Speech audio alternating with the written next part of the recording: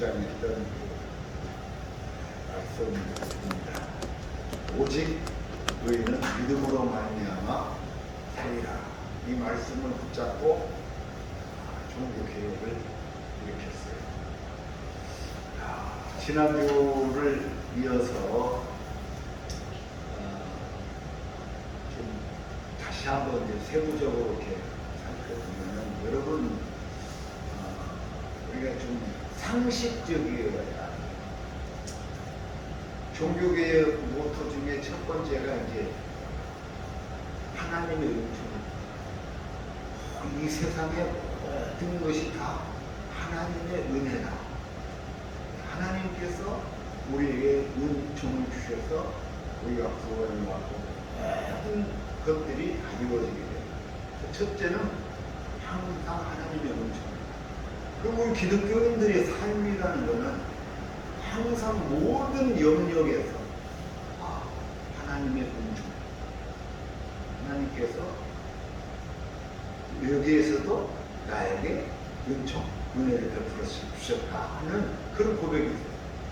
그런데 우리들의 삶이 어때요? 조금 어렵고 힘들고 하는데 가면은 하나님의 은총이 아닙니다. 그런데 여러분, 하나님의 은총이라는 게 우리의 삶의 모든 영역, 내가 화장실에 갈 때도 무슨 일을 할 때에도 모든 영역에서 하나님의 은총이 있다라는 그 고백 위에서 시작됩니다. 그런데 이거는 그런 거예요. 하나님의 은총은 분명한 사실이고 우리가 믿어야 될 대전제이지만은, 그런데 이 하나님의 은총은 너무나도 분간할 수 없어. 분별할 수 없어. 그러니까 나도 하나님의 은총이라고 말할 수 있지만은 저 사람들도 하나님의 은총이라고. 전쟁이 났어요. 전쟁이 났는데 이쪽은 패전 졌어. 이쪽은 이겼고, 마치 소련하고 우크라이나가 전쟁을 하잖아요. 이 전쟁이라는 거는 얼마나 무서운 겁니까, 여러분. 그냥 하루 이 정말 말 못하는 어린 아이부터 시작해서 사람이 죽는 거예요. 그냥 자기 뜻과 의사가 없이. 요즘 말로 하면 미사일 한 대가 가서 날아가면은 수십 명이 죽는 거예요. 우리는 그냥 총알 한 발도 없이 그냥 갑자기 사람들이 그냥 막 집단적으로 모여있다가 350명이 죽고 있잖아요. 그런데 150명이 죄송합니다. 그런데 이렇게 전쟁이 났을 때 이긴 쪽에서는 하나님의 은총이다, 하나님께 영광을 할 수 있잖아요. 그럼 패전하는 국가에서는 어때요?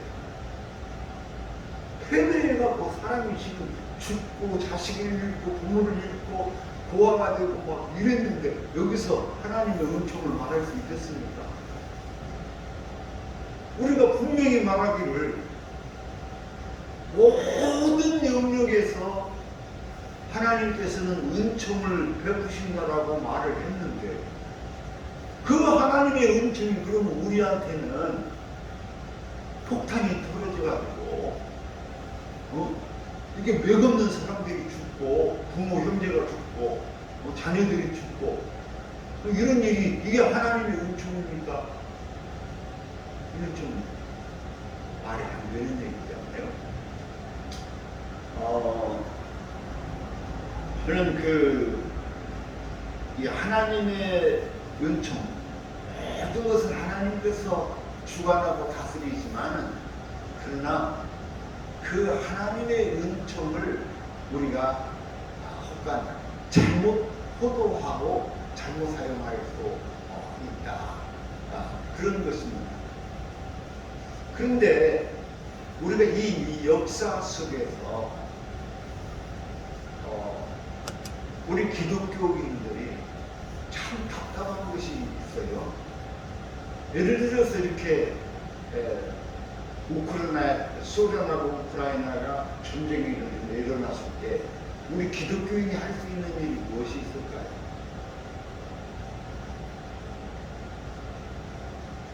우리 기독교인이 할 수 있는 일은 그냥 다른 나라 전쟁이 일어난 당사국에서 그냥 총 들고 참전하고 하는 것밖에 없을까요? 저는 그것을 뛰어넘어서 우리 기독교인들이 할 수 있는 일이 있다고 봐요. 정말 내가 하나님을 믿는 사람이라면 이 전쟁이 일어났을 때 내가 할 수 있는 일이 무엇일까? 그거 고민하고 기도해야 됩니다.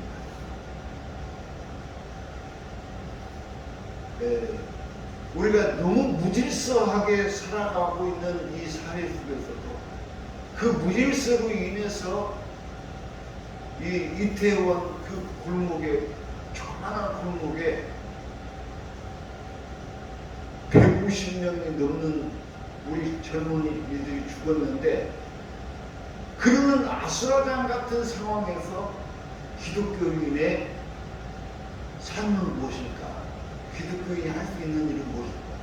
너희들처럼 똑같이 왜 앞에서 안 가는 거야? 밀어! 하고 밀어 제끼는 것이 우리 기독교인이 할 수 있는 일입니다. 지금 또는 이런 위급한 상황이 벌어졌을 때에 우리 기독교인이 할 수 있는 일은 무엇입니까? 두말할 나이도 없죠. 나는 우리 집사님들이나 장로님이 그런 상황에 처했다면은 두말할 것 없이 우뚝 벗어버리고 달려들어가서 그 엎어져서 죽어가는 사람들을 끄집어내고 생명을 살리는 일에 최선을 다했을 것이라고 믿어 의심치 않습니다. 아멘? 맞습니다. 그렇죠. 우리 기독교, 적어도 우리 기독교인들은 이런 위기적인 상황을 보게 되는 때에 이런 것을 목도하고 그냥 뒤로 물러서 버리고 가버리는 것이 아니라 이 위기적인 상황 속에서 내가 지금 하나님의 아들로서 또는 그리스도인으로서 최소한 내가 어떻게 행동해야 될 것인가 하는 그 일을 하는 것이 마땅히 하나님의 백성이 하는 일. 어떤 일을 말합니다. 내버려둬. 하나님이 다 알아서 해. 죽고 사는 것도 내 수관이 아니야. 하나님의 수관이야. 응? 제사장이 죽을 때가 됐으니까 죽는 것이고, 죄를 졌으니까 죽는 것이 내버려둬 하는 그런 사람이 있어요, 사실. 근데 그런 사람은 하나님의 뜻을 모르고 하나님을 오해하고 오히려 하나님을 폄하하는 것이죠. 정말 그리스도인이라면 하나님의 뜻이 무엇이죠? 그것을 예수님께서 우리에게 친히 보여주셨어요. 예수님께서 우리에게 친히 가르쳐 주셨어요.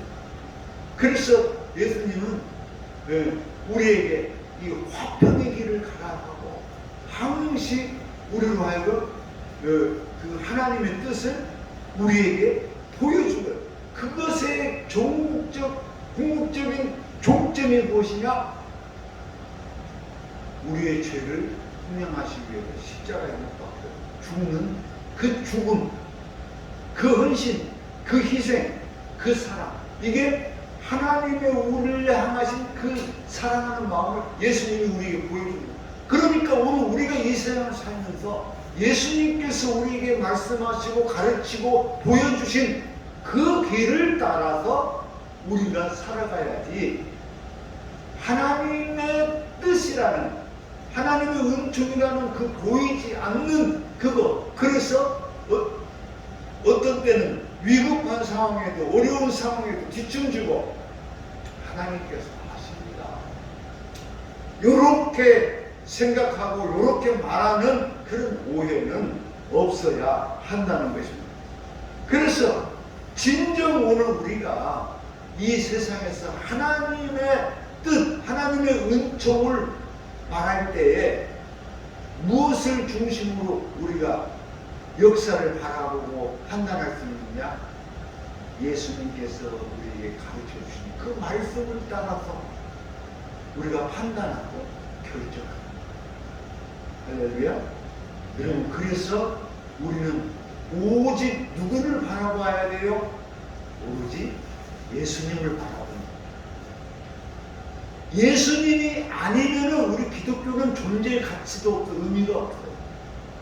하나님이 최후의 카드, 마지막 카드로 예수님을 이 세상에 보내주셔서 그 예수님이 하나님의 뜻과 생각과 하고자 하는 모든 것들을 예수를 통해서 우리에게 보여주시고 우리에게 가르쳐 주시고 말씀하십니다. 그렇기 때문에 오늘 우리는 하나님의 은총을 말할 때에 예수 그리스도의 은총, 예수 그리스도께서 행하신 것, 이것을 우리의 삶의 토대로 삼고 살아가야 돼. 이게 난 이제 21세기의 종교개혁의 의미를 우리가 다시 회복하는 거예요. 네, 이제 두 번째로 말합니다. 이제는 다음은 오직 성경입니다. 그런 말 여러분 많이 들었어요. 성경으로 돌아가야 된다. 네, 성경만이 답이다.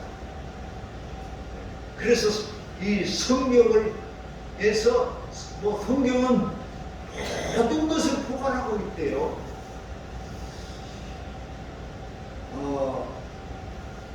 그 성경에 모든 답이 있다는 거예요. 그 말이 비유적으로는 옳은 답이든지 몰라도 성경을 너무 이상스럽게 해석하는 막 성경이 만물 박사 또는 모든 만물의 그런 것들을 기록되어져 있는 모든 답이 있는 그런 것처럼 이렇게 말하는 것은 상당히 오해가 있다. 여러분 신천지 있잖아요. 신천지 얘네들은 우리 그 기독교보다 훨씬 더 성경적이에요. 그래가지고 그 성경에 있는 말씀을 가지고 비추어서 이만희를 주장하고 가르치고 그렇습니다. 여러분 이단들은요 얼마나 성경적인지 몰라요. 그래서 기독교와 우리 교회들이 쫄렸어. 쫄린 게 어떻게 해요? 아무나 쫓아가서 성경 공부하지 말라고 그렇게 말하고, 교회가 솔직히 말하면은 그 쫄은 거예요. 쫄은 거.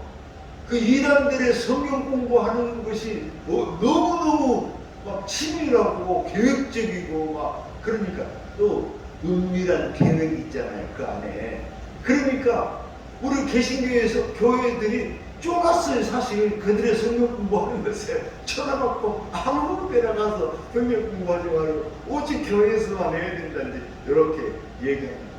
그런데 성경은 이처럼 그렇게 우리 교회에서든 밖에서든 어디서든 성경이 그렇게 모든 것에 답이 있는 것도 아니고 성경이 그렇게 쉬운 책이 아니에요. 목사가요. 여러분 죄송합니다만 저 강 목사가 지금 보니까 저도 한 30여 년 목표를 했더라고요. 그리고 신학 공부 한 10년 했으니까 공부할 만큼 했잖아요. 그런데 성경을 잘 몰라요. 솔직히 말하면 저도 성경 잘 몰라요. 그래서 제가요, 여러분들이 이제 우리 안 집사님 같은 경우는 오랫동안 저를 하지만 강 목사가 안 보는 성경이 참 많이 있어요. 안 보는 성경이 많이 있어요. 왜? 거기는 나도 몰라. 그리고 말하면 오해가 생기고 잘못된 해석이 나올 수 있어요. 그래서 저도 가능하면은 이 부분 말하지 않아. 그리고 가능하면 이 부분은 손을 안 대는 그런 경우가 있다는 것을 눈치가 빠르신 분들은 이미 보셨을 것이에요. 제가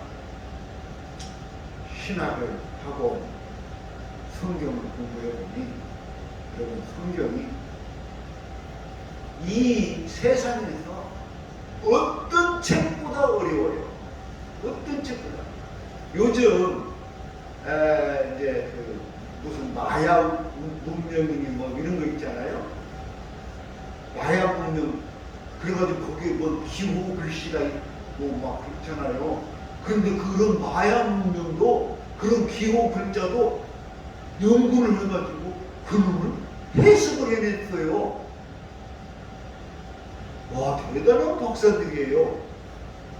그런데 성경은요, 그 마야 문명의 그 기호보다 제가 솔직히 말하면 한 10배 더 어려워요. 진짜로.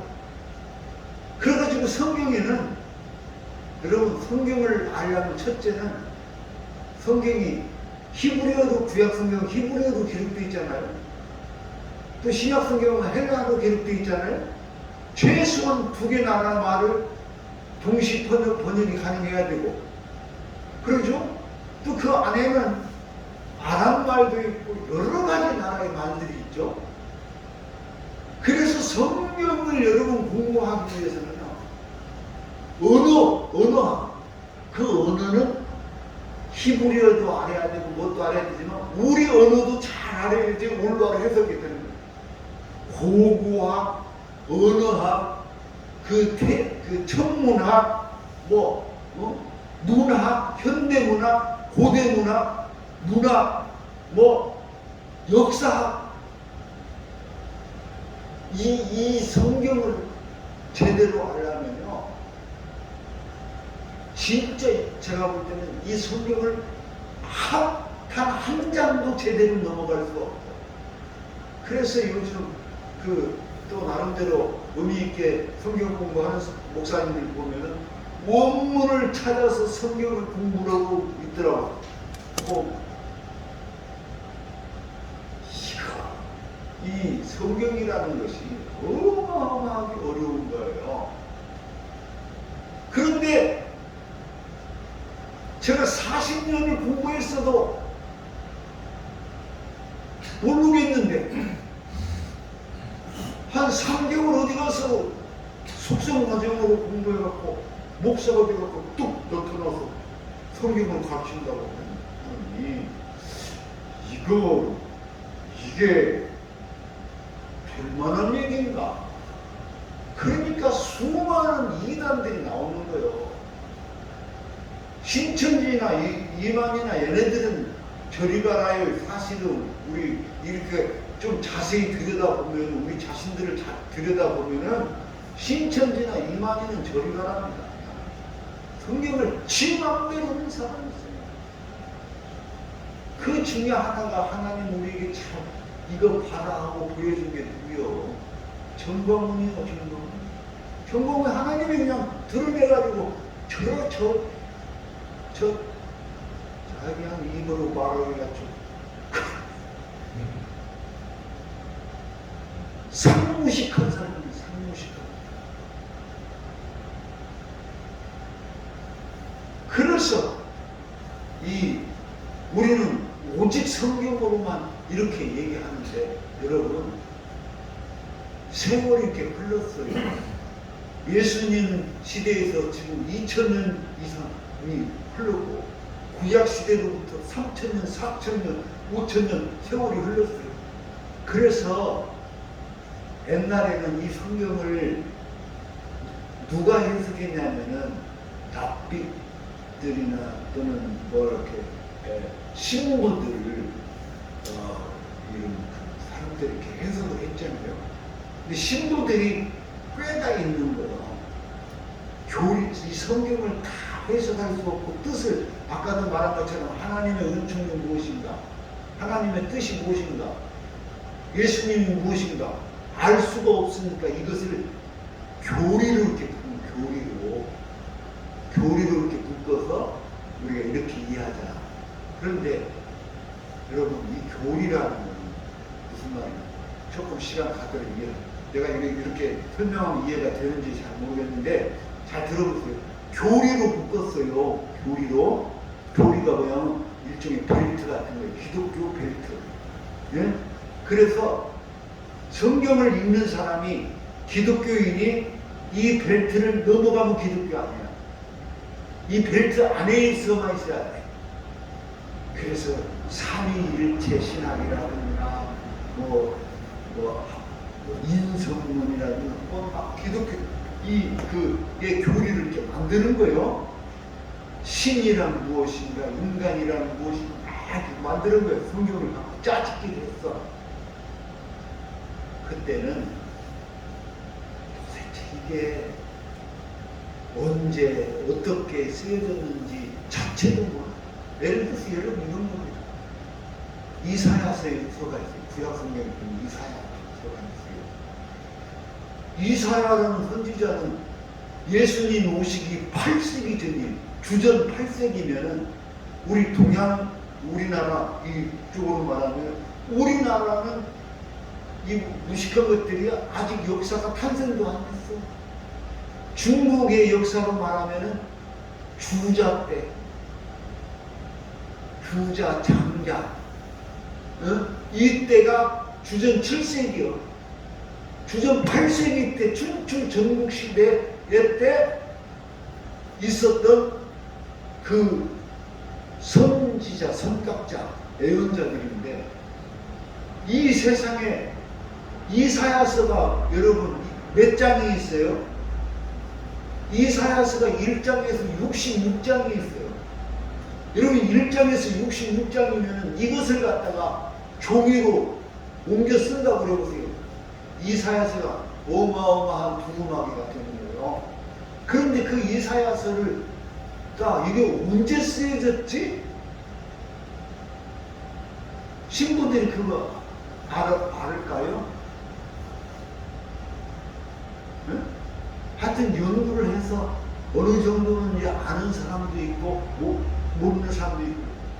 그럼 주전 8세기 때 쓰여진 이 말씀을 우리가 해석할 때 그 주전 8세기는 어떤 시대적 상황이냐?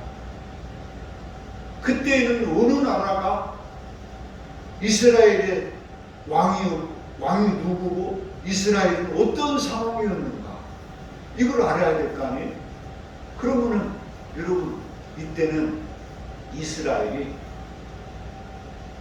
남왕국이 있고 북왕국이 있고 북왕국은 이스라엘, 남왕국은 유다예요. 그런데 이때는 북왕국 이스라엘은 이제 멸망해서 없을 때, 그러면 이 이사야 선지자가 누구를 향해서 예언했냐? 남왕국 유다를 향해서 예언했냐? 그런데 그 안에는 이처럼 우리가 잘 역사적으로, 이거 역사 공부 안 하면 안 되잖아요. 이것을 알아야지 이걸 선포할 수 있는 거예요. 역사를 알아야. 그러면은 우리가 성경을 보는 사람들이 그 역사를 알아야 되는 거예요. 자, 예수님 탄생할 때 이때는 역사적으로 어떤 시대냐? 이때는 역사적으로 이스라엘이 존재합니까? 이스라엘 망했어? 없어. 망해서 없는 때예요. 지금 나라가 마치 우리나라가 일제 36년 그 때처럼 나라가 없는 때예요. 그때는 누가 통치자가 누구예요? 로마의 황제예요. 로마의 황제가 헤로드 왕을 걷다가 꽂아놨어. 유대나라. 무슨 말인지 이해합니까? 유대나라 왕이 누구예요? 없어. 나라가 망했어. 누구한테 망했어요? 로마한테 망했어요. 그러니까 로마 황제가 이걸 다스릴 때 유대에다가 헤롯이라는 사람을 왕으로 꽂아놓은 거예요. 응? 식민지 국가처럼 왕으로 꽂아놓은 거예요. 그럼 우리가 성경을 읽을 때 헤롯이 누구냐 할 때 그거 역사적인 배경을 알아야 될 거 아니에요. 알아야 이해를 하잖아요. 그런 거예요. 지금 우리가 그 역사적인 배경을 모르고 헤롯 왕을 얘기하면은 웃기는 거예요. 그냥 와, 왜 이 나라는 왕도 있고 황제도 있고 그럴까? 여러분, 그게 그럼 식민지 국가일 때 나라가 없어. 그 헤롯이라는 사람이 유대를 다스려. 그런데 헤롯이 왕인데 갑자기 왕이 퇴임할게요. 어떤 사람이 와서 이스라엘에 왕으로 탄생하신 이가 누굽니까 하니까 헤롯이 얼마나 기가 막혀. 원래 이것들 봐라. 내가 왕인데 왕이 태어나? 아기에서 탄생할 때. 그래서 이 헤롯 왕이 열받아갖고 이것들이 지금 국가를 정복하기 위해서 음모를 꾸미는구나. 이놈들 다 싸그리 잡아들여서 죽여버리라. 이런 이야기가 형성되는. 그래서 헤롯이 2살 이하 되는, 그때로 이제 2살 이하 되는 어린 아이들 싸그리 죽여버립니다. 싸그리. 그런 참사가 있어요. 그런데 이 성경을 모르면서 이 성경에 대해서 정확하게 인지를 하지 못하면서 성경에는 마치 어떤 막 신비한 종교처럼 질문이 있고 답이 있는 것처럼 종말에 때가 있는 것처럼 막 해가지고 해석을 하면은 여러분 성경이 바로 해석이 되겠습니까? 난 그렇지 않다. 그래서 제가 이제 우리 교회 교우들에게 이제 언젠가 또 다시 한번 했지만 제가 성경에 대해서 한번 재직교육 때 한 적이 있어요. 성경, 구약 성경, 신약 성경. 그러면은 일단 구약 성경이 뭔지를 알아야 돼. 네? 근데 구약 성경을 알기 위해서는 이스라엘 역사도 알아야 돼. 그래서 여러분 제가 올 연말에 12월 달에 성경에 대해서 제가 재직교육을 하겠습니다. 교우들을. 그래서 구약 성경이 무엇인가? 이 속에는 어떤 책들이 있는가? 그리고 왜 이 책들이 여기 있는가? 그리고 구약 성경이 오늘 무엇을 말하는가? 이때가 강의. 그리고 신약 성경. 구약 성경하고 신약 성경 여러분 이게 우리는 성경을 이렇게 갖고 있으면 여기에 구약 성경과 신약 성경이 한꺼번에 있으니까 여러분이 생각할 때 한 책으로 이해하죠? 이건 제가 말씀드리는 천만의 말씀이에요. 구약 성경하고 신약 성경은 절대로 같이 있는 게 아니에요. 같이 붙어 있을 수가 없어요. 그것은 나중에 우리 기독교가 이것을 하나로 뭉쳐갖고 성경이다 하고 되는 거예요. 여러분 내가 이제 하도 무식한 사람들이 많아서 한번 여러분이 말씀드릴게요. 여러분 제가 말씀드린 기독교가 성경을 이렇게 만들었다고 했는데 그 기독교가 어느 종교를 말해요? 네?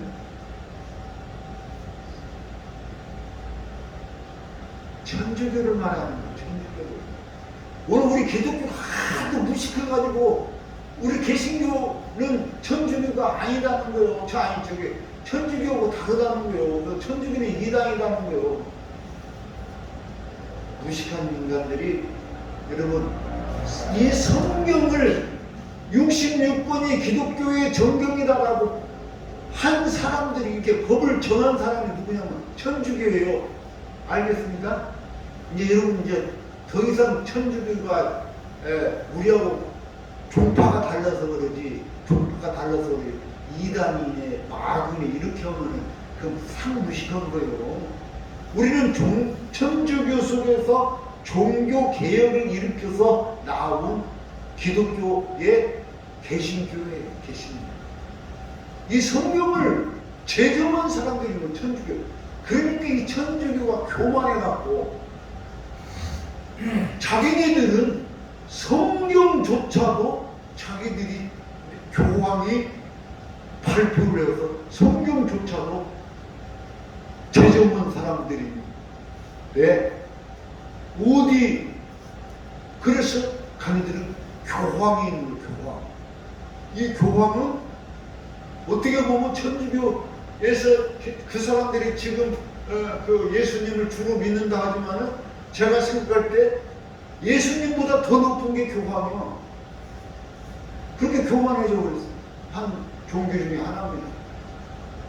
아무튼 이 성경을 신구약 성경이 하나님의 말씀이다라고 한 때는 여러분 어떤 때냐면은 예수 구약 성경 시대, 구약 시대 지나가고 신약 시대 지나가고 예수님 탄생하신 후에 한 400년 후에 400년 후에 그리고 400년 후 5세기가 지나간 후에 400년 후에 이 성경이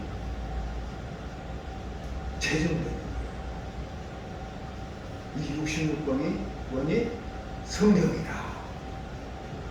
이렇게 정해지는 거예요. 그러니까 아주 오래된 후의 얘기예요. 그런데 남 먹고 기억자도 모르는 인간들이 이 역사를 모르니까 성경 66권을 짜집기 하는 거예요.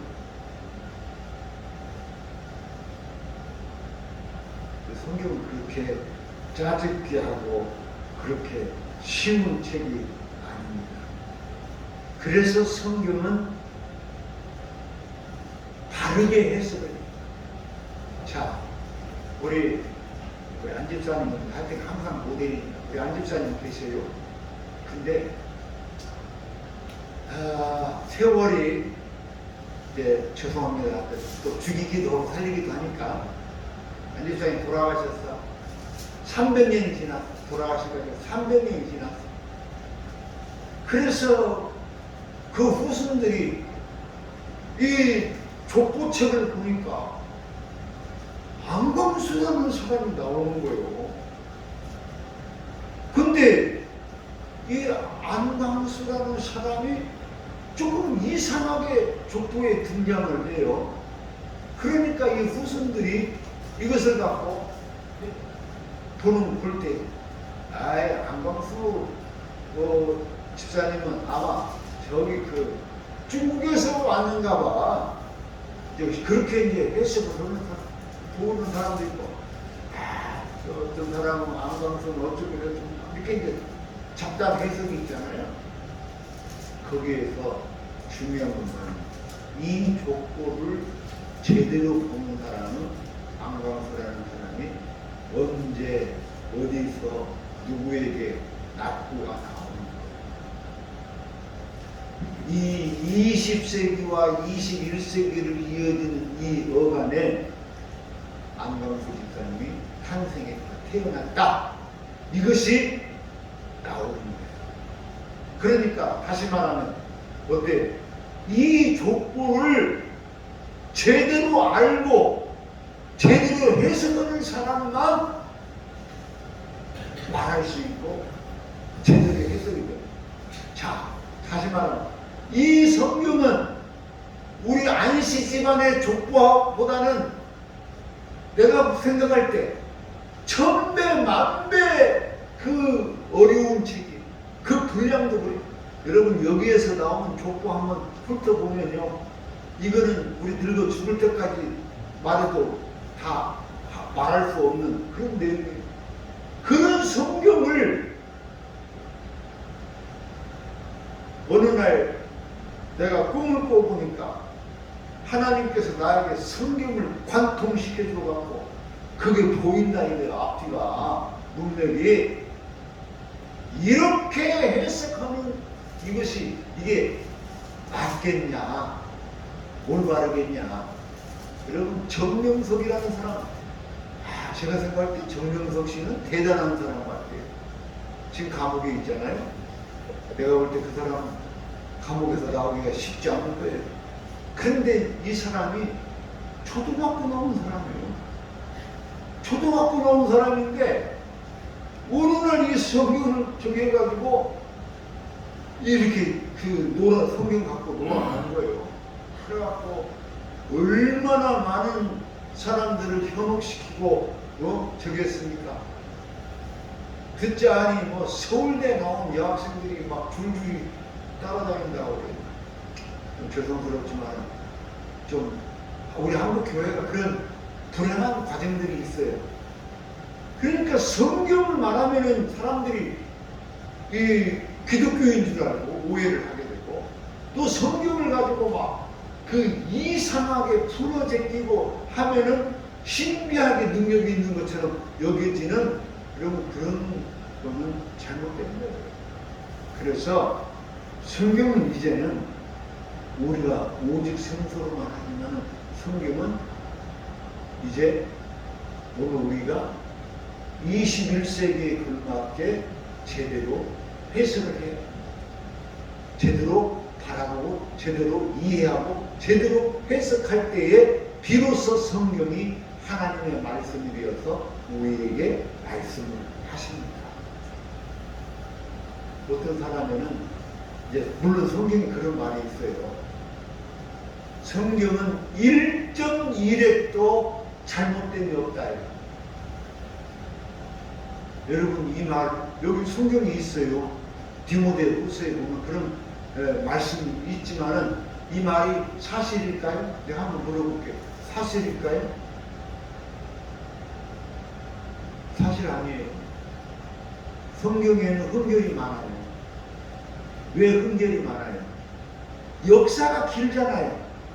역사가 길다 보니까 자, 안 집사님이 그 아들한테 야, 우리 안씨 집안 조건은 이렇다 하고 말을 해. 그럼 그 아들이 이제 그 말을 듣고 잘 기억했다. 또 그 아들한테 또 얘기해. 그럼 또 그 아들도 얘기하잖아요.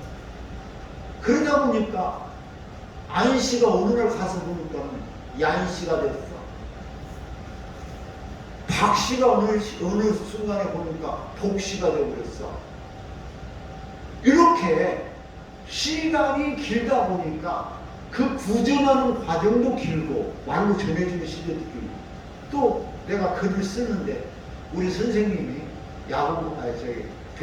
바울 선생님이 그 제자 디모데에게 또는 그 몇 사람들에게 그 편지를 읽어줘요.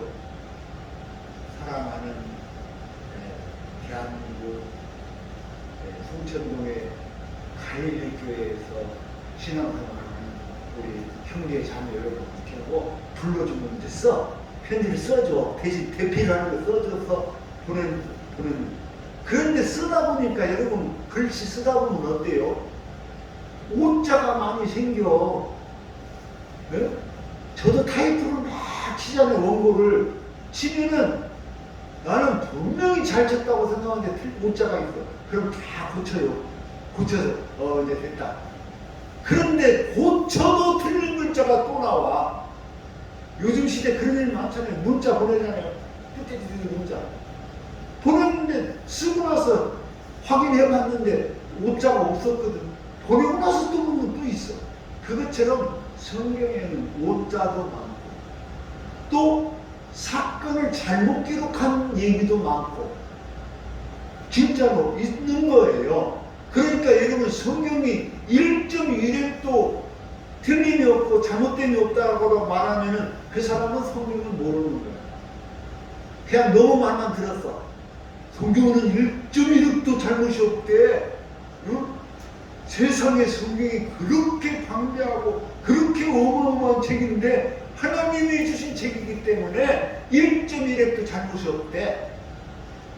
그렇게 땅땅거리며 말하는 사람들이 많이 있어요. 특히 목사님들이 그래요.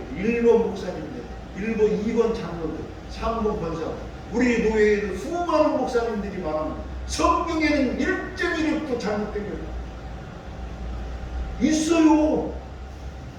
여러분 수없이 너무 많아가지고 잘못된 것이 너무 많아서 전문가가 아니에도 이렇게 훑어보면 있어요. 근데 그것을 안 봤기 때문에 모르니까 우기는 거예요. 일적으로.